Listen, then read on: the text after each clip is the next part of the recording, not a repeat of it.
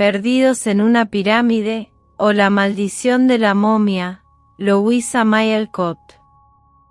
Antes de las muñecas de trapo y los almuerzos en Concord, Louisa May Alcott escribió historias envueltas en polvo y magia.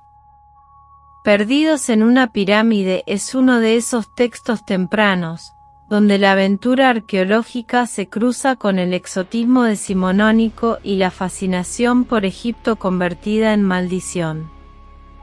Publicada en 1869, esta novela breve no es simplemente una historia de tumbas profanadas, es el eco romántico de una época obsesionada con descubrir lo antiguo sin comprender lo sagrado. Las flores secas, el perfume de lo prohibido, el desvío estético que termina en tragedia. Mientras los protagonistas se adentran en la pirámide, Alcott nos advierte, con delicadeza gótica, que no todo lo que está enterrado debe ser desenterrado. Y que los artefactos no siempre se contentan con ser contemplados, algunos quieren vengarse. 1.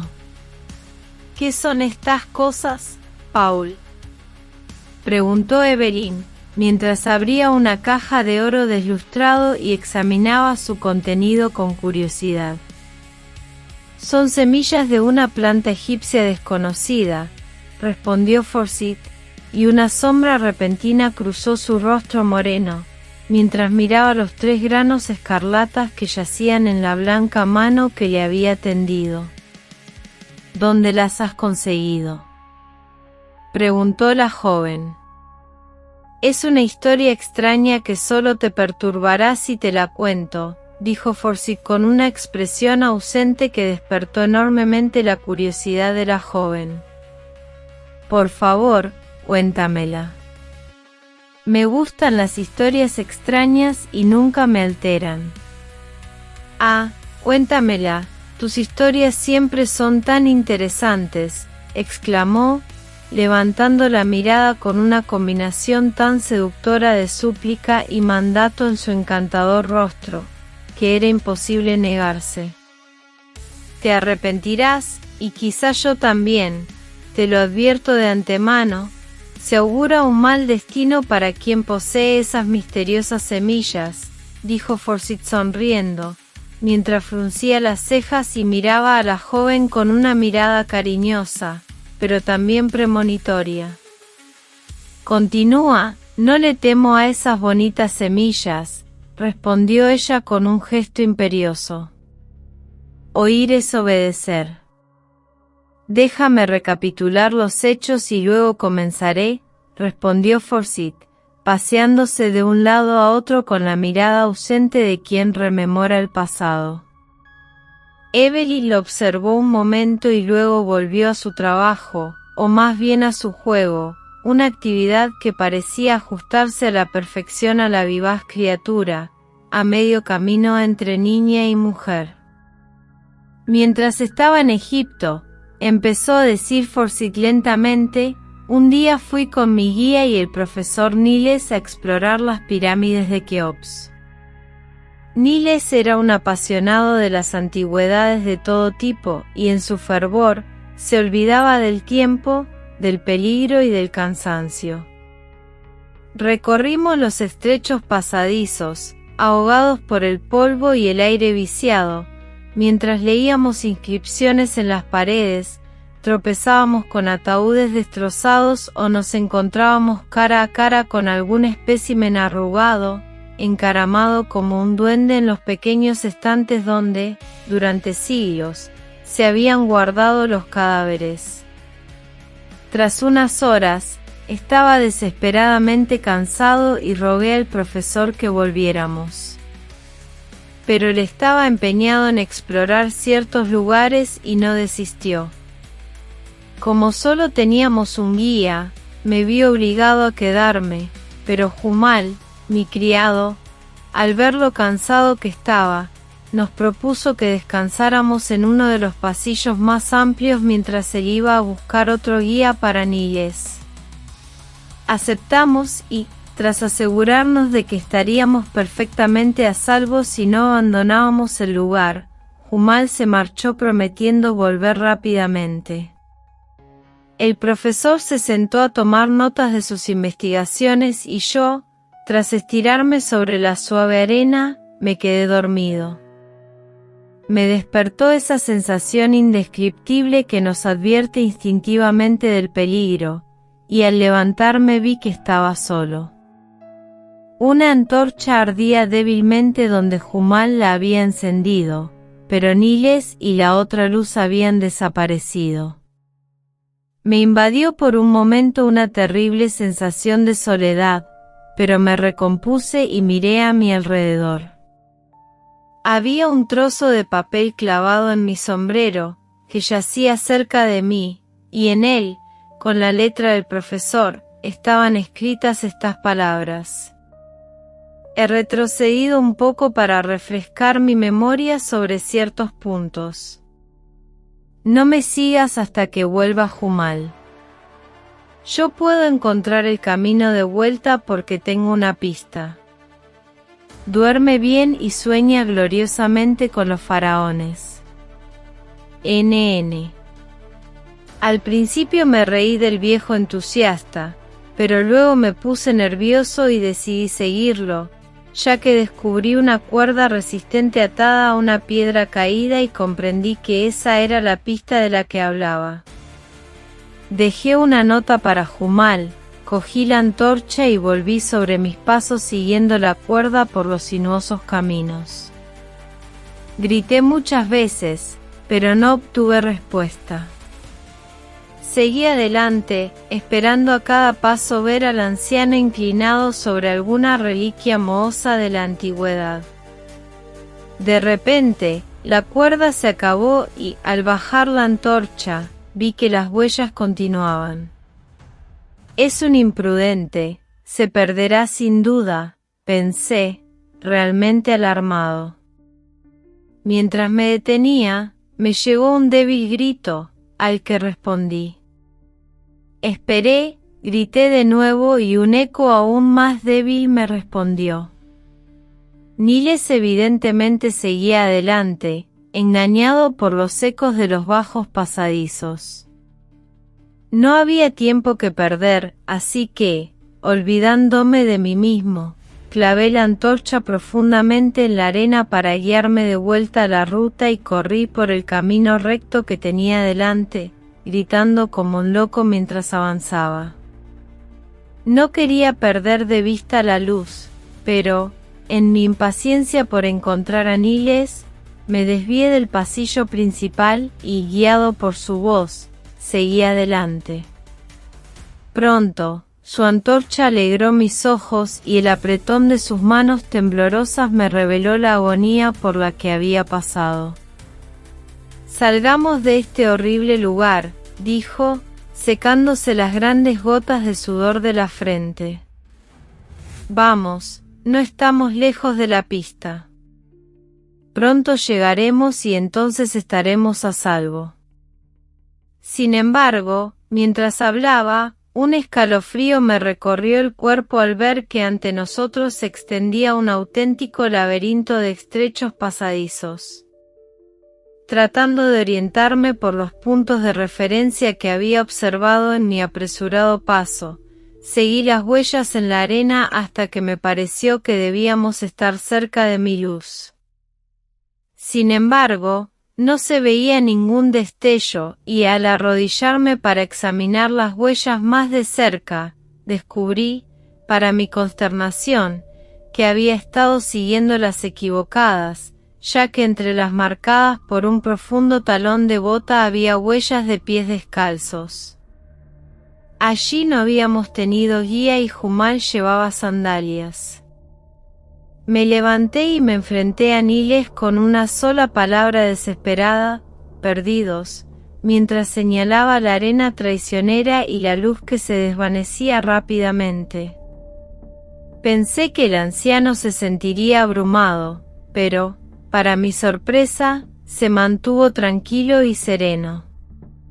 Tras pensar un momento, dijo en voz baja: Otros hombres han pasado por aquí antes que nosotros. Sigamos sus pasos, porque, si no me equivoco, conducen a grandes pasadizos donde es fácil encontrar el camino. Seguimos adelante con valentía hasta que, en un momento dado, el profesor dio un paso en falso, rodó por el suelo y se rompió una pierna, además de apagar casi por completo la antorcha. Era una situación horrible y perdí toda esperanza mientras me sentaba junto al pobre hombre, que yacía exhausto por el cansancio, el remordimiento y el dolor. No quería abandonarlo. Paul, dijo de repente, si no quieres seguir, podemos hacer un último esfuerzo. Recuerdo haber oído que un grupo perdido como el nuestro se salvó encendiendo una hoguera. El humo se extiende más que el sonido o la luz, y la astucia del guía comprendió el inusual enigma, lo siguió y rescató al grupo. Haz un fuego y confía en Jumal. Un fuego sin leña. Comencé a decir, pero él señaló una repisa detrás de mí que se me había escapado en la penumbra y en la que vi una delgada caja de momia. Lo entendí, pues estos estuches secos que yacen por centenares se utilizan libremente como leña.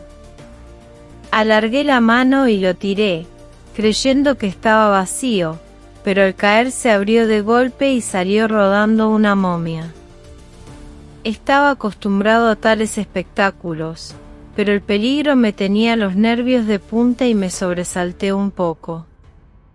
Dejé a un lado la pequeña crisálida marrón, rompí el ataúd, encendí la pila con mi antorcha y pronto una ligera nube de humo se extendió por los 3 pasillos que se bifurcaban desde la cámara donde nos habíamos detenido. Mientras me ocupaba del fuego, Niles, olvidando el dolor y el peligro, había arrastrado la momia hacia él y la examinaba con el interés de un hombre cuya pasión era tan fuerte que incluso prevalecía ante la muerte. Ven y ayúdame a desenrollar esto. Siempre he deseado ser el primero en ver y asegurar los curiosos tesoros que se guardan entre los pliegues de estos siniestros sudarios. Es una mujer, y quizá encontremos aquí algo raro y precioso, dijo, comenzando a desplegar las vendas exteriores, de las que emanaba un extraño olor aromático. Obedecí a regañadientes, pues para mí había algo sagrado en los huesos de aquella mujer desconocida. Pero, para pasar el tiempo y entretener al pobre hombre, le eché una mano, preguntándome mientras trabajaba si aquella cosa oscura y repulsiva había sido alguna vez una hermosa muchacha egipcia de ojos tiernos. De los pliegues fibrosos del vendaje cayeron piedras preciosas y especias que nos embriagaron con su potente aroma, monedas antiguas y 1 o 2 joyas curiosas que Niles examinó con avidez. Por fin, cortamos todos los vendajes, excepto uno, y quedó al descubierto una pequeña cabeza, alrededor de la cual aún colgaban grandes trenzas de lo que en otro tiempo había sido una melena abundante. Las manos arrugadas estaban cruzadas sobre el pecho y entre ellas se encontraba la caja de oro. ¡Ah!, exclamó Evelyn, dejándola caer con un estremecimiento. No rechaces el tesoro de la pobre momia. Nunca me he perdonado del todo por haberla robado ni por haberla quemado, dijo Forsyth, pintando rápidamente, como si el recuerdo de aquella experiencia le diera energía a sus manos. Quemarla. Oh, Paul, ¿qué quieres decir?, preguntó la joven, incorporándose con el rostro lleno de emoción. Te lo contaré. Mientras estábamos ocupados con Madden la momia, el fuego se había apagado, ya que el seco ataúd ardía como la yesca. Un sonido débil y lejano hizo que se nos aceleraran los corazones y Niles gritó: «Echa más leña. Humal nos sigue. No dejes que se apague el fuego o estamos perdidos». «No hay más leña, la caja era muy pequeña y se ha consumido», respondí, desprendiéndome de todas las prendas de mi vestimenta que pudieran arder con rapidez y apilándolas sobre las brasas. Niles hizo lo mismo, pero las telas ligeras se consumieron rápidamente sin producir humo. «Quema eso», ordenó el profesor, señalando la momia. Dudé un momento. Volví a oír el débil eco de un cuerno. La vida me era muy querida. Unos pocos huesos secos podían salvarnos, así que le obedecí en silencio. Se encendió una llama apagada y un humo espeso se elevó de la momia en llamas, extendiéndose por los bajos pasillos y amenazando con asfixiarnos con su fragante niebla. Mi cerebro se mareó, la luz bailaba ante mis ojos, extraños fantasmas parecían poblar el aire y en el momento en que iba a preguntarle a Niles por qué jadeaba y estaba tan pálido, perdí el conocimiento. Evelyn respiró hondo y apartó los perfumados objetos de su regazo, como si su olor la oprimiera. El rostro moreno de Forsyth brillaba emocionado y sus ojos negros relucieron cuando añadió con una rápida risa: «Eso es todo, Humal nos encontró y nos sacó de allí, y ambos renunciamos a las pirámides para siempre». «¿Pero la caja? ¿Cómo se te ocurrió guardarla?», preguntó Evelyn, mirándola con recelo mientras un rayo de sol la iluminaba. «Oh, me la traje como recuerdo y Niles se quedó con los otros objetos». «Pero dijiste que se había predicho que quien poseyera esas semillas escarlatas sufriría algún daño», insistió la joven, cuya imaginación se había despertado con la historia y que sospechaba que no se lo había contado todo. Entre el botín, Niles encontró un trozo de pergamino que descifró y en el que se decía que la momia que habíamos quemado tan descortésmente era la de una famosa hechicera que había legado su maldición a quienquiera que perturbara su descanso. Por supuesto, no creo que la maldición tenga nada que ver, pero es un hecho que Niles nunca volvió a ser el mismo desde ese día. Él dice que es porque nunca se ha recuperado de la caída y el susto, y me atrevo a decir que es así, pero a veces me pregunto si voy a compartir la maldición, porque tengo una vena supersticiosa y esa pobre momia sigue apareciendo en mis sueños. Tras estas palabras se produjo un largo silencio. Paul pintaba mecánicamente y Evelyn lo miraba con rostro pensativo. Pero las fantasías sombrías eran tan ajenas a su naturaleza como las sombras al mediodía, y al poco rato se rió alegremente, tomó de nuevo la caja y dijo: «¿Por qué no las plantas si ves qué flores tan maravillosas dan?». «Dudo que den algo después de haber estado entre las manos de una momia durante siglos», respondió Forsyth con gravedad. «Déjame plantarlas y probar». «Ya sabes que ha brotado y crecido trigo que se sacó del ataúd de una momia, ¿por qué no estas bonitas semillas? Me gustaría mucho verlas crecer». «Puedo, Paul». «No, prefiero no hacer ese experimento. Tengo un extraño presentimiento sobre este tema y no quiero verme a mí ni a nadie a quien aprecie involucrado en todo este asunto de las semillas. Pueden contener algún veneno horrible o tener algún poder maligno, ya que la bruja las valoraba tanto que las sujetó con fuerza incluso en su tumba. Ahora estás siendo tonto y supersticioso, y me río de ti. Sé generoso, dame una semilla, solo para saber si germinará. Te la pagaré, y Evelyn, que ahora estaba a su lado, le dio un beso en la frente mientras le hacía la petición con el aire más encantador. Pero Forsyth no cedió. Sonrió, le devolvió el abrazo con ternura y arrojó las semillas al fuego. Luego le entregó la caja de oro y le dijo afectuosamente: «Querida, la llenaré de diamantes o de bombones, si quieres, pero no dejaré que juegues con los hechizos de esa bruja. Con los tuyos ya tienes suficientes, así que olvídate de las bonitas semillas y mira en qué luz del harén te he convertido en el cuadro». Evelyn frunció el ceño y sonrió. Al poco rato, los amantes estaban fuera, disfrutando del sol primaveral y deleitándose con sus felices esperanzas, sin que les turbara ningún mal presentimiento. 2. «Tengo una pequeña sorpresa para ti, amor», dijo Forsyth al saludar a su prima 3 meses después, la mañana de su boda. «Yo también tengo una para ti», respondió ella con una leve sonrisa. «Qué pálida estás y qué delgada.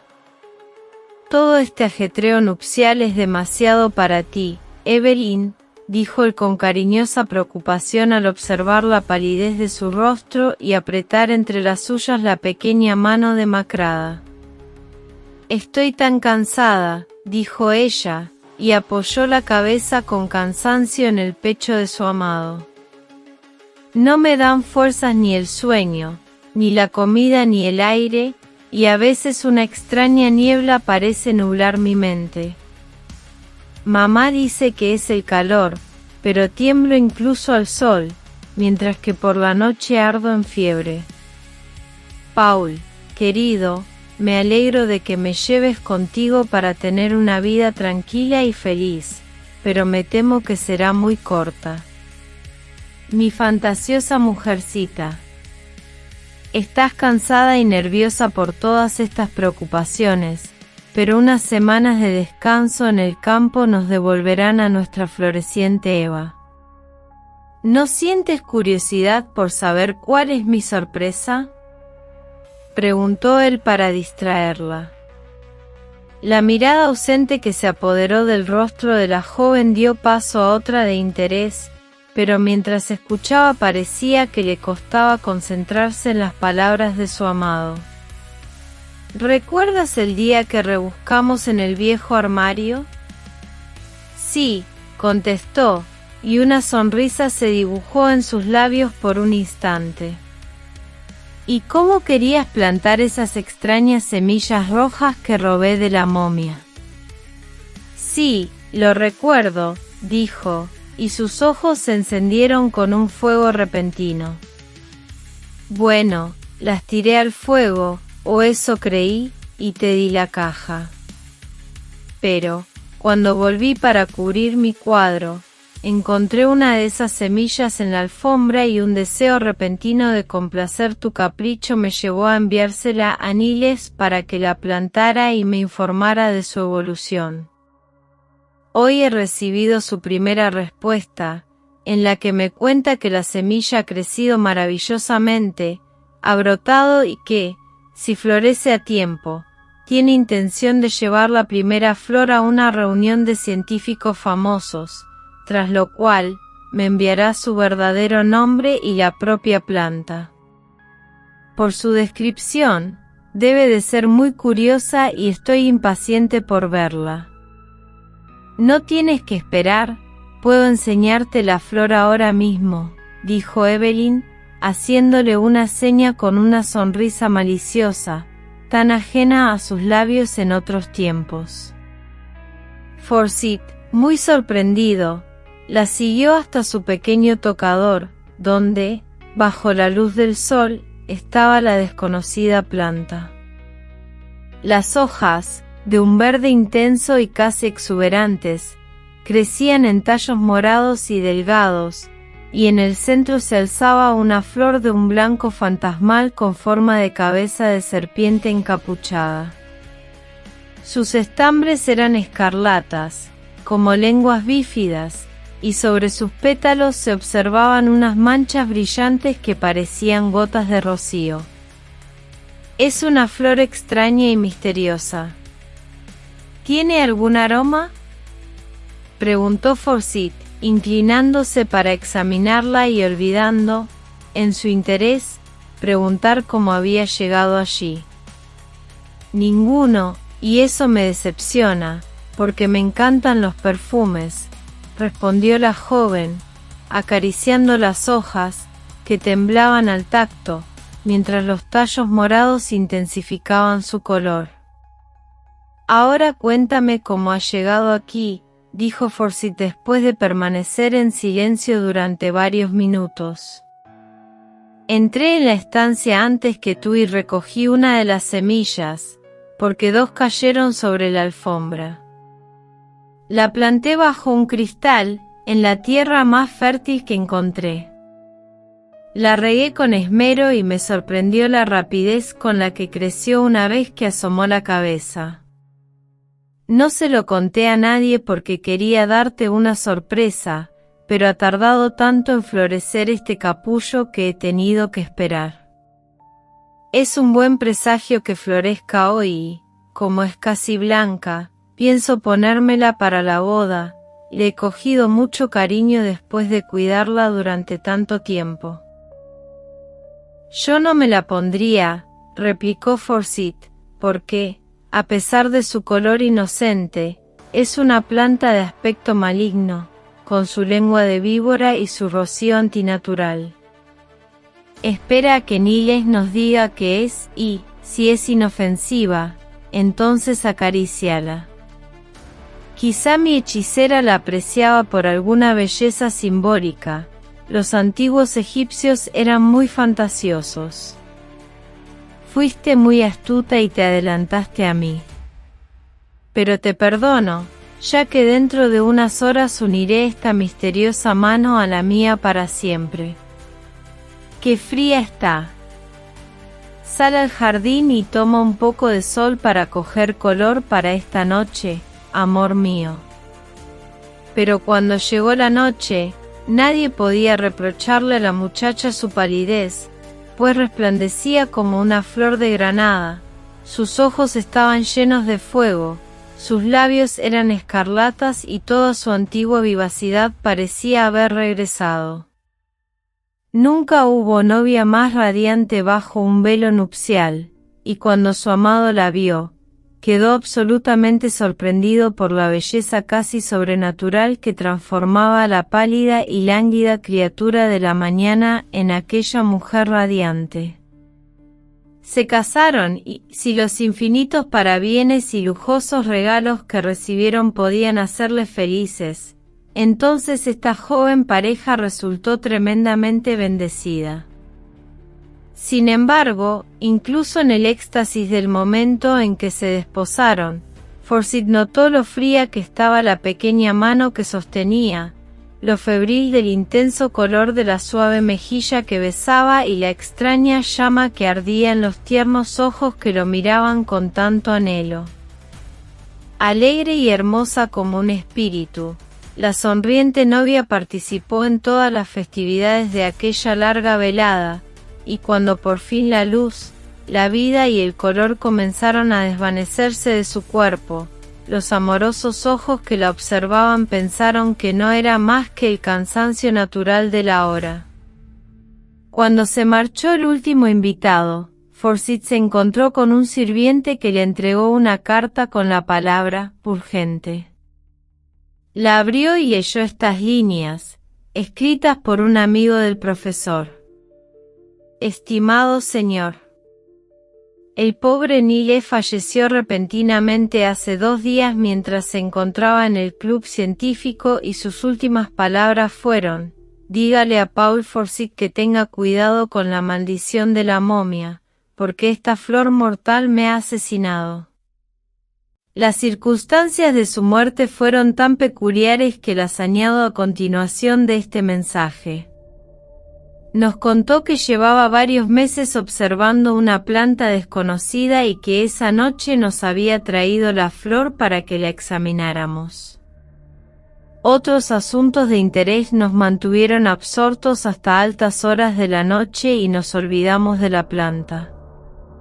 La llevaba en el ojal, una extraña flor blanca con forma de cabeza de serpiente y manchas pálidas y brillantes que, poco a poco, se tornaron de una escarlata brillante, hasta que las hojas parecían salpicadas de sangre. En lugar de la palidez y la debilidad que le habían invadido recientemente, el profesor parecía inusualmente animado y se encontraba en un estado casi antinatural de gran euforia. Hacia el final de la reunión, en medio de una animada discusión, se desplomó de repente, como si le hubiera dado un ataque apopléjico. Lo llevaron a su casa inconsciente.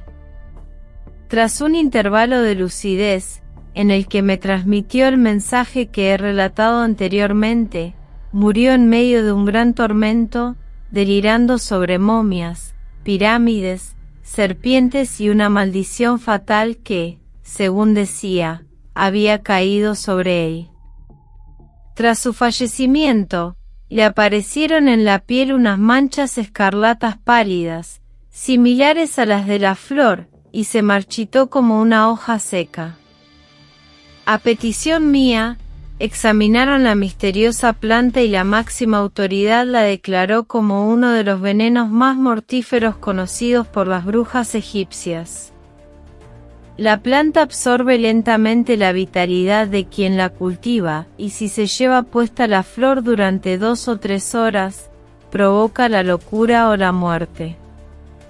El papel cayó de las manos de Forsyth, que no siguió leyendo, sino que se apresuró a volver a la habitación donde había dejado a su joven esposa.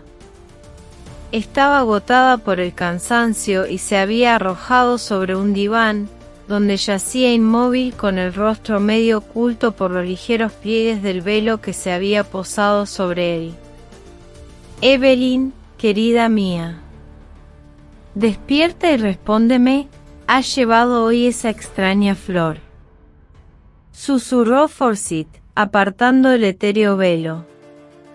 No hacía falta que ella respondiera, pues allí, brillando espectralmente sobre su pecho, estaba la maléfica flor, cuyos pétalos blancos estaban ahora manchados de motas escarlatas, tan vívidas como gotas de sangre recién derramada. Pero el infeliz novio apenas pudo mirarla, porque el rostro que había más arriba lo dejó profundamente conmocionado por su total vacuidad. Demacrada y pálida, como si estuviera consumida por alguna enfermedad, el rostro de la joven, tan hermoso hacía solo una hora, yacía envejecido y marchito por la influencia maligna de la planta que había bebido su vida.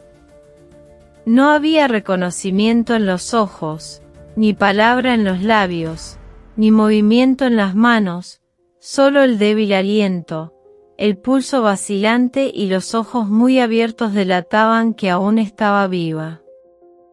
¡Ay de la joven esposa! El temor supersticioso que había desafiado con una sonrisa se había cumplido, la maldición que había esperado su oportunidad durante siglos resultó ser cierta, y su propia mano había destruido su felicidad para siempre. La muerte en vida fue su destino, y durante años, Forsyth se recluyó para cuidar con patética devoción al pálido fantasma que, ni con palabras ni con miradas, pudo agradecerle el amor que sobrevivió incluso a un destino como ese. Fin.